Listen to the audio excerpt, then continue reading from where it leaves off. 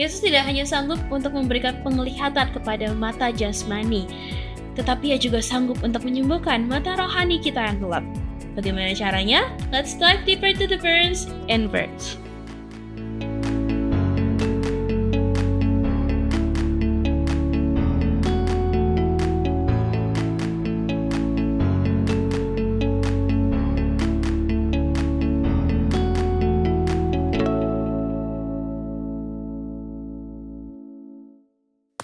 Selamat datang pada episode ke-6 Inverse, Pedoman Belajar Alkitab Pemuda. Pada episode kali ini kita akan membahas mengenai pelajaran pekan ke-6 dari Injil Yohanes. Video diskusi ini adalah pelengkap bagi pembelajaran Anda. Untuk itu, Anda perlu untuk belajar secara mandiri untuk memperoleh pengalaman yang lebih mendalam dari Alkitab, dan juga Anda bisa menggunakan ebook Inverse sebagai panduan belajar Anda. Anda bisa memperolehnya dari link yang ada di deskripsi video ini. Dan untuk itu kita akan membahas dari topik menyembuhkan orang buta. Saya sudah bersama dengan Pendeta Evan, Ko Kevin, dan Kak Ari. Halo, Shalom. Shalom. Oke, sudah siap ya untuk hari ini ya? Oke, Kak Ari boleh pimpin kita dalam doa. Kita berdoa. Tuhan, terima kasih untuk satu lagi kesempatan yang Engkau izinkan untuk kami boleh berdiskusi, membahas mengenai firman Tuhan. Berkati kami yang di sini dan juga semua audiens yang mendengarkan, agar Roh Kudus yang boleh berkata-kata lewat kami, sehingga kami boleh mengerti apa yang menjadi isi hati Tuhan. Dalam nama Yesus Kristus, haleluya. Amin. Amin. Baik, sahabat Inverse boleh membaca dari Yohanes 9 dan 10, dan kami di sini akan membaca Yohanes 9 ayat 1 sampai 12 saja. Yohanes 9, orang yang buta sejak lahirnya. Waktu itu Yesus sedang lewat. Ia melihat seorang yang buta sejak lahirnya. Murid-muridnya bertanya kepadanya, "Rabi, siapakah yang berbuat dosa? Orang ini sendiri atau orang tuanya sehingga ia dilahirkan buta?" Jawab Yesus, "Bukan dia dan bukan juga orang tuanya, tetapi karena pekerjaan-pekerjaan Allah harus dinyatakan di dalam dia." Kita harus mengerjakan pekerjaan Dia yang mengutus aku. Selama masih siang, akan datang malam di mana tidak ada seorang pun yang dapat bekerja. Selama aku di dalam dunia, akulah terang dunia. Setelah ia mengatakan semuanya itu, ia meludah ke tanah dan mengaduk ludahnya itu dengan tanah, lalu mengoleskannya pada mata orang buta tadi. Dan berkata kepadanya, "Pergilah, basuhlah dirimu dalam kolam Siloam." Siloam artinya yang diutus. Maka pergilah orang itu, ia membasuh dirinya lalu kembali dengan matanya sudah melek. Tetapi tetangga-tetangganya dan mereka yang dahulu mengenalnya sebagai pengemis berkata, "Bukankah dia ini yang selalu mengemis?" Ada yang berkata, "Benar, dialah ini." Ada pula yang berkata, "Bukan, tetapi ia serupa dengan dia." Orang itu sendiri berkata, "Benar, akulah itu." Ayat 10, kata mereka kepadanya, "Bagaimana matamu menjadi melek?" Jawabnya, "Orang yang disebut Yesus itu mengaduk tanah, mengoleskannya pada mataku dan berkata kepadaku, 'Pergilah ke Siloam dan basuhlah dirimu.' Lalu aku pergi, dan setelah aku membasuh diriku, aku dapat melihat." Lalu mereka berkata kepadanya, "Di manakah dia?" Jawabnya, "Aku tidak tahu." Oke, kita boleh lihat dalam cerita ini, dalam pelajaran ini, Yohanes mencatat bahwa Yesus itu menyembuhkan seorang yang buta sejak lahirnya. Dan respon pertama murid-murid ketika lagi lewat itu, "Rabi, ini siapa yang berdosa gitu ya? Siapa yang berdosa, dia atau orang tuanya?" Nah, bagaimana sih sebenarnya budaya pada saat itu sehingga murid-muridnya yang sudah bersama-sama dengan Yesus juga dalam perjalanan bersama Yesus melihat ini sebagai suatu dosa gitu ya. Mengapa mereka percaya bahwa kebutaan, penyakit, kemiskinan itu karena ketidaksenangan Tuhan ya, dosa. Sedangkan kesehatan, kekayaan, kemakmuran itu adalah suatu perkenanan Tuhan. Ya, jadi dari pertanyaan yang disampaikan murid-murid ini kita bisa memahami sebuah pemahaman yang umum pada waktu itu bahwa orang-orang yang mengalami sakit ataupun penderitaan-penderitaan lain itu oleh karena akibat langsung dari tindakan apakah dirinya ataupun orang tuanya. Jadi ini dianggap sebuah hukuman yang datang dari Tuhan atau yang ada dalam diri orang itu karena kesalahan dia ketika ia mengalami keadaan yang buta. Jadi ini paradigma yang umum, pendapat dan pemahaman yang umum pada waktu itu. Tetapi kalau kita baca tadi selanjutnya, sebenarnya Yesus jawab, bukan salah orang ini, bukan juga salah orang tuanya. Nah, Yesus mau meluruskan tradisi, pemahaman, budaya-budaya yang ada pada waktu itu yang sebenarnya tidak seperti itu yang sebenarnya. Dan perlu kita memang juga pahami bahwa keadaan buta yang dialami oleh anak atau seorang yang sejak lahir ini adalah sebuah realita yang sulit bagi dirinya, tetapi ini sebuah keadaan yang dia juga tidak bisa elakkan. Bayangkan dia lahir sudah dalam keadaan buta. Nah, kita perlu pahami bahwa kesusahan, penderitaan, dan juga kondisi-kondisi yang lain itu bisa saja dialami oleh siapapun ketika kita sudah hidup di dalam dunia yang berdosa. Memang ada banyak kesusahan, penderitaan oleh karena pilihan perbuatan dari orang itu sendiri. Tetapi ada orang-orang juga yang mengalami kesulitan-kesulitan yang terjadi bukan karena faktor dirinya, tapi faktor dari luar dirinya. Dalam hal ini adalah karena memang kita sudah hidup di dalam dunia yang sudah terkontaminasi dosa, sehingga akibat-akibat dosa bisa menimpa siapa saja. Jadi bukan karena si A bikin ini, bukan karena orang tuanya, tapi memang ya kita memang sudah hidup di dunia yang berdosa ini ya Pak Pendeta ya. Oke, sama seperti sebelumnya nih, ini konsep penyembuhan orang buta ini memicu reaksi yang negatif lagi, yang beragam ya, dari yang baik, positif sampai yang negatif. Tapi kita mau lihat dari tanggapan negatifnya ini dulu.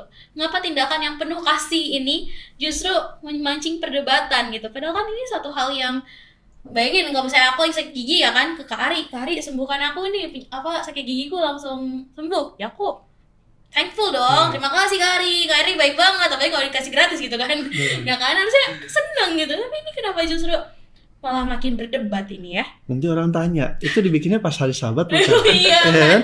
Soalnya di ayat 14 katakan, adapun hari waktu Yesus mengaduk tanah dan memelehkan mata orang itu adalah hari Sabat. Hari Sabat ya? Jadi jadi kontroversi lagi buat mereka gitu kan. Seperti yang kita udah bahas minggu lalu, ini karena perbuatan baik dari Sabat ini, mereka jadi bilang, nggak mungkin ini orang dari Tuhan, soalnya dia bikin seperti ini. Jadi inilah bahayanya kalau kita udah punya pemikiran yang berdasarkan tradisi, udah gitu kolot banget lagi. Kita nggak mau lihat lagi sebenarnya apa yang Alkitab, apa yang firman Tuhan katakan gitu kan. Karena di firman Tuhan pun dikatakan, yang bisa memelihkan mata orang buta sejak lahir itu cuma Tuhan doang lah. Maksudnya itu sesuatu yang mustahil gitu untuk bisa dilakukan. Jadi kalau ada orang bisa bikin seperti itu, ya dibilang ya itu berasal dari Tuhan gitu kan. Tapi hal-hal seperti itu akhirnya karena mereka udah punya prejudis, udah punya kecurigaan sebelumnya, akhirnya ya udah cari-cari salah aja lah. Mau ada sesuatu pun yang luar biasa terjadi di depan mereka tetap bilang ini nggak mungkin. Jadilah mereka akhirnya di antara mereka sendiri pun, tadinya kan kalau sebelumnya kan mereka baru beriakan, semuanya bilang ini Yesus salah nih hari Sabat. Sekarang ada yang bilang ini dia salah melanggar dari Sabat, nggak mungkin Tuhan. Ada lagi yang bilang tapi nggak pernah orang dengar orang buta dari lahir bisa sembuh gitu kan. Jadi mereka yang berdebat di antara diri mereka sendiri malahan. Oke. Iya. Kita bisa lihat dari sini pertentangan ini muncul sumbernya dari sikap hati mereka sebenarnya. Bagaimana mereka nggak mengasihi jiwa-jiwa gitu. Mereka lebih baik orang itu tetap buta ketimbang adat istiadat bahkan tentang aturan Sabat itu dilanggar gitu. Termasuk juga pelajaran minggu lalu. Jadi artinya kita bisa lihat kekerasan hati dari orang Farisi, orang-orang beragama. Jadi kita bisa lihat bagaimana esensi agama tuh sudah jauh dari makna yang sebenarnya adalah tentang kasih gitu. Jadi kalau misalkan kita juga mungkin bisa lihat ke diri kita, apakah kita ketika memandang orang lain tuh ada kasih? Harusnya kita bersukacita dong bersama dengan orang yang disembuhkan itu, bersama juga dengan Yesus. Wih, orang yang dari kecil, dari lahir buta sekarang lihat. Ini mereka malah komplain gara-gara Sabat dilanggar, seperti itu. Jadi ini suatu hal yang bisa juga terjadi sama kita ketika kita self-center gitu, ngerasa yang hanya berpusat pada diri sendiri dan agama, tradisi yang sebenarnya itu nggak sesuai dengan makna rohani yang seutuhnya, seperti itu. Ya, jadi pelajaran penting juga kita bisa lihat di sini bahwa jangan sampai, ini bagi kita pesan sekarang ya, jangan sampai ketika kita fokus hanya kepada liturgis ataupun seremoni, kita lupa esensi daripada sesuatu yang harusnya kita lakukan. Tadi sudah disebutkan, mereka sangat strict di dalam soal ibadah, soal hari Sabat, tetapi mereka melupakan roh berbelas kasihan, roh untuk menyelamatkan orang lain. Nah, ini kita perlu hati-hati. Di di dalam kita juga berbakti berhari Sabat, jangan sampai perbaktian-perbaktian Sabat yang kita lakukan itu semua tidak ada salah, itu semua benar. Ya. Tapi ketika kita mengabaikan hal-hal yang harusnya kita lakukan demi keselamatan orang lain, hidup berbelas kasihan, keadilan, dan lain sebagainya, maka ibadah yang kita lakukan itu bagi Tuhan tidaklah lebih berharga dibandingkan ketika kita mempraktekkan hidup berbelas kasihan, mengasihi jiwa, mengasihi seseorang yang tidak berarti karena dari kecil sudah gak ada harapan, kerjanya juga hanya minta-minta, tetapi Yesus peduli dengan orang ini. Kalau kita baca tadi, Yesus itu sebenarnya hanya lewat. Iya. Nah, waktu dia lewat, hatinya tersentuh oleh roh belas kasihan. Jadi tujuan dia yang pertama bukan untuk orang ini, Iya. tapi ketika dia lihat orang ini perlu diselamatkan, hatinya terpanggil oleh karena roh belas kasihan. Nah, ini jadi teguran bagi kita semua. Amin. Jadi kita bisa lihat juga ketika metode penyembuhan Yesus ini agak unik gitu ya. Beda kalau yang kemarin minggu lalu kita belajar, dia cuma berfirman kan, cuma bilang kamu mau atau enggak, angkatlah, bangkitlah gitu ya. Nah, kalau ini dia itu mencampurkan tanah dengan air liurnya, kemudian dia taruh ke mata orang itu. Mengapa Yesus menggunakan metode yang seperti ini? Ada banyak metode lain juga, tapi ini menarik. Kenapa metode seperti ini? Apakah ada makna rohani yang kita bisa kaitkan khususnya dengan metode Yesus ini? Oke, kalau kita lihat kenapa Yesus pakai tanah ya, kenapa Yesus nggak pakai metode lain? Saya lihat bagaimana ini mengingatkan kita kepada suatu peristiwa di Kejadian 1 waktu Yesus Allah menciptakan pada hari ke-6 manusia dari debu tanah, dia membentuk dengan tangannya sendiri. Nah, ini Yesus mengadakan sebuah mujizat yang sebenarnya dalam tanda kutip setara dengan penciptaan, di mana yang bisa menyembuhkan orang yang sakit buta dari lahir ya hanya pencipta.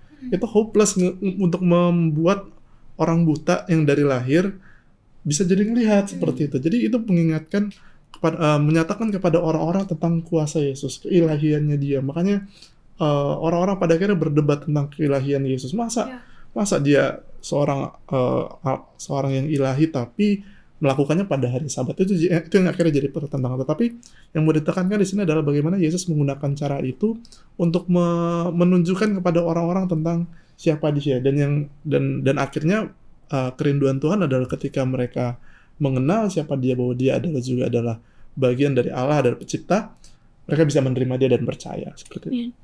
Ya, jadi kalau kita lihat zaman itu memang ada juga sedikit kepercayaan bahwa air liur itu bisa juga menjadi sebuah unsur dalam proses pengobatan. Tetapi di dalam hal ini juga tadi sudah disebutkan dia campur dengan dengan tanah, yang juga sebenarnya ini mengingatkan bahwa manusia itu diciptakan dari awal debu tanah. Tapi yang saya mau tekankan di sini adalah bahwa Yesus mau melakukan sesuatu untuk kebaikan orang ini.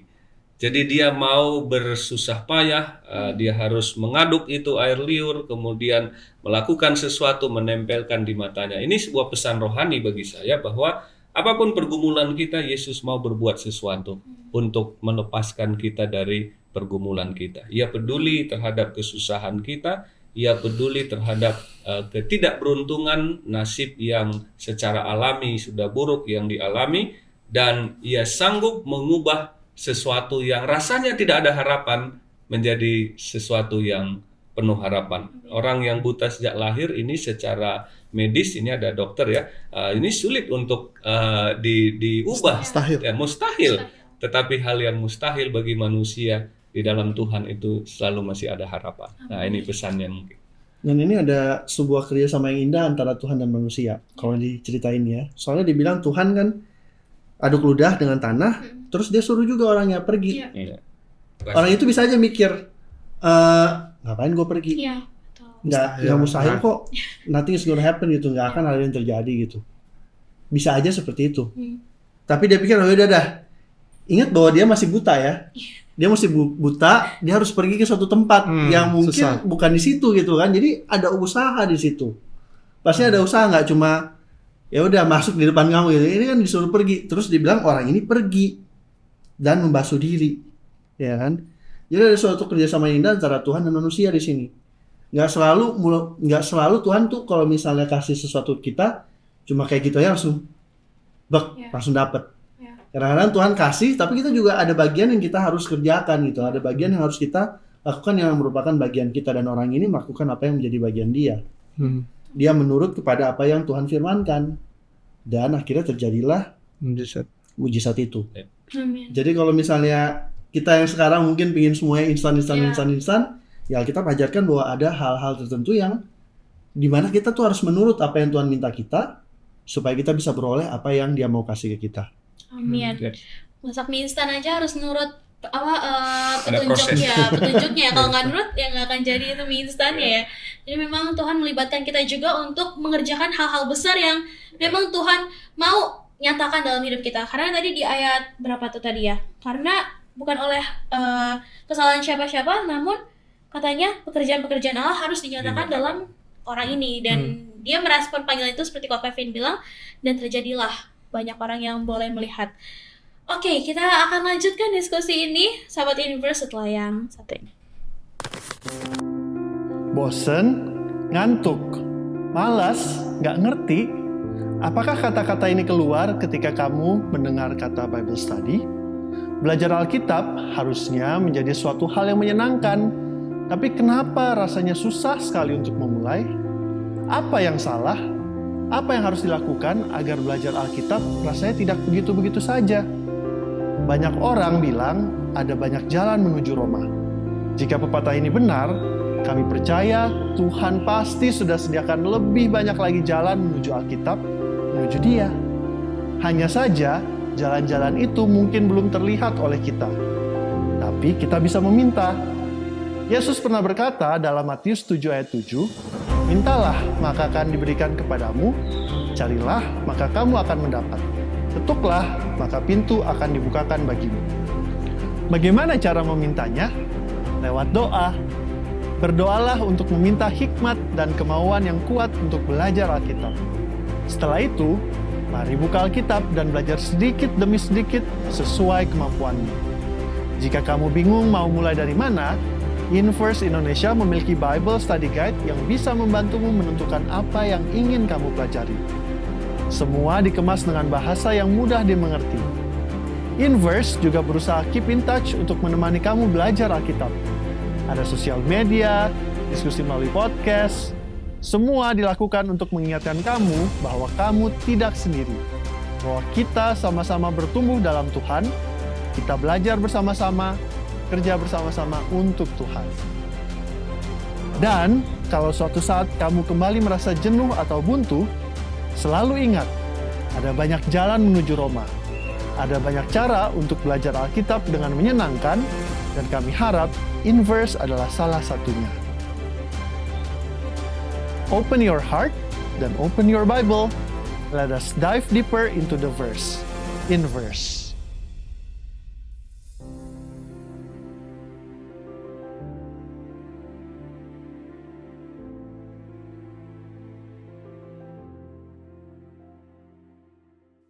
Terima kasih sahabat Inverse untuk tetap bersama-sama dengan kami. Baik, dalam Yohanes 9 ayat 35-38 itu disebutkan bahwa Yesus itu kembali untuk menemui pria yang sudah ia sembuhkan tadi. Nah, mengapa Yesus melakukan hal ini? Apa yang Yesus harapkan dari orang buta ini dan dari kita zaman sekarang ini ketika kita sudah mendapatkan penyembuhan, kita sudah mengalami suatu perubahan, apa yang Yesus harapkan dalam diri kita? Ya, oke. Jadi menarik di sini Yesus mengharapkan ada satu respon yang positif atas apa yang sudah dialami oleh orang yang disembuhkan ini, seperti yang Tuhan harapkan sebelumnya tadi dikatakan supaya Tuhan dimuliakan atau supaya pekerjaan Tuhan dinyatakan. Jadi pelajarannya bagi kita adalah atas apa yang Tuhan lakukan dalam hidup kita, kita harus memiliki respon yang baik seperti yang Tuhan harapkan. Dalam hal ini adalah supaya pekerjaan Tuhan diperkembangkan atau supaya Tuhan dimuliakan atas apa yang Tuhan lakukan dalam hidup kita. Nah, sekarang pertanyaannya, coba kita selidiki karya Tuhan dalam hidup kita itu apa. Dan di atas semua karya Tuhan itu adalah apa yang kita lakukan atas apa yang Dia sudah buat untuk diri kita. Nah, ini dia. Kalau di cerita ini kan ditanya, sama Yesus orang ini, percayakah engkau pada anak manusia? Nah dia dengar nih suaranya, suara sama kan. Terus dia jawab, siapakah dia Tuhan supaya aku percaya kepadanya, ya kan? Jadi kenapa sih Yesus ketemu dia lagi? Yesus pengen kasih dia alasan kenapa dia harus percaya. Mungkin pelajaran juga buat kita, itu kenapa alasan kita untuk beribadah atau menyembah Tuhan itu kenapa? Ya kan? Mungkin seringkali kita pergi ke gereja, kenapa alasan kita pergi ke gereja? Hari Sabat, ya kan? Ikut orang tua. Apakah karena orang ikut orang tua, atau apakah karena mungkin ya saya udah biasa aja setiap dari saya lahir sampai sekarang mungkin setiap hari Sabat ya setiap hari Sabtu saya pergi ke gereja. Atau apakah alasan lain? Ada alasan lain? Apakah karena kita mengenal Tuhan, ya kan? Jadi Tuhan pengen supaya orang ini bisa kenal dia, dan supaya ketika dia percaya itu alasan itu ya benar itu karena memang mengenal Tuhan yang sudah selamatkan dia. Amin. Ya, kita bisa lihat di Alkitab sendiri juga ya. Setiap mujizat yang Yesus adakan itu bukan hanya membawa kepada penyembuhan jasmani, tetapi juga pemulihan rohani. Kayak contoh di kasus penyembuhan lain, Yesus ngomong dosamu sudah diampuni. Jadi yang Yesus pengen bukan hanya sembuh dari penyakit fisik, sembuh dari kebutaan, tapi lebih jauh daripada itu, Yesus menginginkan kesembuhan rohani, kesembuhan dari penyakit dosa. Jadi kita bisa lihat yang Yesus harapkan dalam setiap kesembuhan-kesembuhan yang tertulis di dalam Alkitab. Dia sedang membawa orang ini bukan hanya supaya sembuh jasmaninya, tetapi dia pengen si orang yang telah disembuhkan ini boleh memiliki hidup yang kekal seperti itu. Oleh karena itu Yesus datang lagi sama si orang buta ini, dan message tentang panggilan untuk menerima dia sebagai juru selamat akhirnya diberikan kepada si orang buta ini seperti itu. Amin. Oke, kalau gitu dalam hal apa nih kita sebagai orang muda nih? Kita itu kan suka tergoda untuk takut menyaksikan kita tuh tergoda untuk takut menyaksikan bagaimana kasih Tuhan. Karena mungkin di sekitar kita, kalau misalnya kita lihat tadi orang buta ini yang sudah tidak buta, ya kan, dia pasti sudah tahu. Ketika dia respon itu, dia terima Yesus, dia pasti sudah tahu Yesus itu dengan kontroversinya di sekitarnya dia, di lingkungannya dia, di daerahnya dia tinggal gitu. Nah, sampai kan orang tuanya aja sendiri takut gitu kan untuk kamu pergi aja ke anak saya gitu kan. Jadi memang menakutkan itu gitu respon dari lingkungannya orang buta ini sendiri. Nah, kita ini kan juga orang muda sering takut di lingkungan kuliah kita, atau mungkin lingkungan pekerjaan, atau mungkin di tengah keluarga kita. Mungkin kalau ada teman-teman yang tinggal di keluarga yang memang belum mengenal kebenaran, itu kan pasti merasa takut untuk memberikan kesaksian tentang Yesus Kristus. Nah, bagaimana caranya supaya kita boleh memiliki keberanian seperti yang dilakukan oleh orang buta yang sudah tidak buta ini? Mungkin kalau orang buta ini dia ingat ya keadaannya dia sebelumnya seperti apa, dan bagaimana Tuhan ubahkan dia gitu. Itu sesuatu yang mustahil, nggak pernah. Aku rasa di zamannya dia mungkin dia belum pernah dengar itu terjadi, dan itu bisa terjadi sama dia gitu. Jadi mungkin coba kita pikir-pikirkan apa sih hal-hal yang mustahil yang Tuhan sudah lakukan dalam kehidupan kita gitu, di dalam menyelamatkan kita ya. Kalau kita bisa ingat itu, ya kita pun mungkin akan teringat dengan orang lain yang juga mungkin bisa mendapatkan hal-hal yang mustahil itu dari yang kita bisa bagikan dalam pengalaman kita, mungkin seperti itu. Amin. Ya. Kalau kita lihat dari Ya. Apa gitu? jadi kalau kita lihat di cerita ini ya, kayak contohnya di ayat 22, pada saat dia sembuh, ini orang-orang Farisi nggak seneng sama kesembuhan yang terjadi gara-gara itu dilakukan pada hari Sabat, dan akhirnya si orang Farisi ini mencoba untuk nge-challenge gitu. Maksudnya dia coba tanya dia, bahkan dicari tahu orang tuh bener gak sih dia buta dari lahir atau jangan-jangan cuman hoax. Dan akhirnya mereka ini orang Farisi ini cari-cari kesalahan untuk membantah bahwa sudah terjadi penyembuhan orang yang sudah buta dari lahir. Nah, jadi satu challenge yang dihadapi oleh orang buta ini adalah di ayat 22 bilang setiap orang yang mengaku dia sebagai Mesias akan dikucilkan. Jadi orang-orang yang pada saat itu menerima Yesus sebagai Mesias, termasuk si orang buta dan orang tuanya ini, akan dikucilkan. Seperti itu. Jadi, dan itu resiko yang akhirnya diambil oleh si orang buta dan keluarganya. Akhirnya ya coba tanya aja sama orangnya langsung. Seperti itu. Yang aku tahu dulu aku buta, sekarang aku melihat seperti itu. Ini bukti yang nyata bahwa nggak terbantahkan lagi. Dia tuh kuasanya tuh kuasanya datang dari Allah, seperti itu. Nah, bagaimana supaya kita berani? Pertama, kita melihat dulu apa yang Yesus sudah buat bagi kita, harga yang Yesus sudah bayar untuk kita memperoleh berkat keselamatan itu. Dan kalau kita ngelihat, kita ngebandingin pengorbanan kita sama pengorbanan Yesus, ya pengorbanan kita nggak ada apa-apanya gitu. Dan ketika kita melihat, memandang pada pengorbanan Yesus, ya harusnya kita muncul keberanian. Oh, Yesus aja mau untuk bayar harga, masa saya untuk menyatakan iman saya nggak mau, saya takut ini itu dan sebagainya macamnya. Itu sih mungkin kekuatan yang kita bisa peroleh dengan memandang kepada pengorbanan Yesus. Ya, jadi mukjizat yang dialami oleh orang yang tadinya buta ini bukan sekedar dia bisa melihat secara fisik, tetapi mata rohaninya juga dibukakan. Dia mengenal Allah ataupun juru selamat Yesus yang menyembuhkan dia. Inilah berkat terbesar yang dia peroleh, di samping tentu kesembuhan fisik yang juga itu sangat penting. Nah, memang kalau kita pikir secara manusia, kalau orang ini kalah berperang di dalam pikirannya, mungkin dia pasti mengalami ketakutan untuk menyaksikan itu. Karena mungkin dia harus berpikir, mana percaya orang-orang itu sama saya. Saya kerjanya juga selama ini hanya minta-minta kok. Hanya keluarga yang tidak dianggap, orang yang buta. Kalau pertentangan itu dia kalah dalam pikirannya, maka bisa saja dia patah semangat untuk tidak berani untuk menyaksikan. Nah, tetapi dia pertama menang di dalam peperangan dalam pikirannya. Karena pertentangan yang pertama itu sebenarnya dalam diri kita. Kemudian dia berani menyaksikan apa yang dia alami seperti itu. Jadi kalau saya coba aplikasikan dalam hidup kita sebagai orang-orang muda, mungkin ketika kita mempertahankan kebenaran, hidup di dalam prinsip yang kita ketahui itu benar, bisa saja ada penganiayaan batin yang kita alami.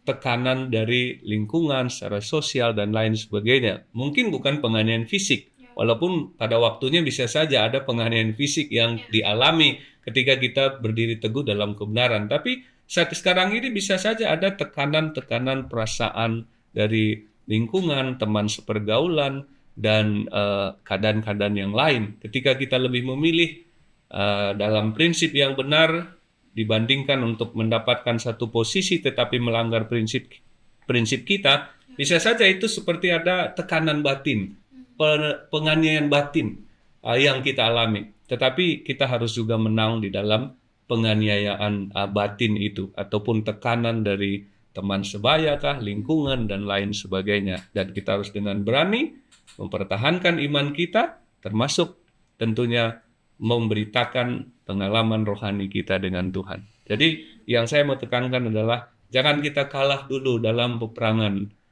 rohani kita secara pribadi. Jangan kita dikalahkan oleh perasaan, angan-angan hati, dan juga persepsi-persepsi kita yang membuat kita kemudian justru ciut dan tidak berani untuk menyaksikan iman kita. Amin. Karena seperti Rasul Paulus bilang, aku melatih pikiranku. Jadi memang semua tuh comes out dari pikiran kita dulu ya. Baru kita ketika pikiran kita sudah kuat, kita bisa menghadapi hal-hal yang di depan mata yang lebih dahsyat lagi gitu ya. Tapi sayangnya waktu kita sudah habis untuk diskusi kali ini, karena ini adalah pelajaran yang buat saya secara pribadi sangat dalam dan menarik buat saya. Kita sudah sampai pada akhir diskusi episode 6 ini, Injil Yohanes menyembuhkan orang buta, dan Pak Pendeta, Kak Ari, dan Ko Kevin boleh masing-masing memberikan satu closing statement. Ya, jadi Yesus sanggup mengubah segala sesuatu dalam hidup kita. Dari kesempitan menjadi kesempatan, dari tidak ada harapan menjadi sesuatu yang penuh dengan harapan. Tapi di balik itu, Tuhan mau atas apa yang Dia lakukan dalam hidup kita, Dia dimuliakan dan pekerjaan Tuhan dinyatakan melalui karyanya dalam hidup kita. Amin. Dari kisah ini kita bisa melihat orang Farisi itu mereka nggak buta, tetapi kerohanian mereka buta. Sementara orang yang baru sembuh ini, dia buta memang secara fisik, baru sembuh. Tetapi Tuhan bukan hanya mentransformasi dari kebutaan jasmani, tetapi Allah sedang mentransformasi orang ini dari kebutaan, sehingga dia bisa memiliki mata rohani yang melihat. Nah, hal yang sama juga Tuhan rindukan sama kita, agar kita boleh sembuh dari kebutaan rohani. Dan dengan kasih karunia Tuhan, pengalaman itu akan kita alami seiring dengan kita berjalan bersama Tuhan. Amin. Dan ketika kita sudah disembuhkan, aku ada salah satu lagu favorit aku.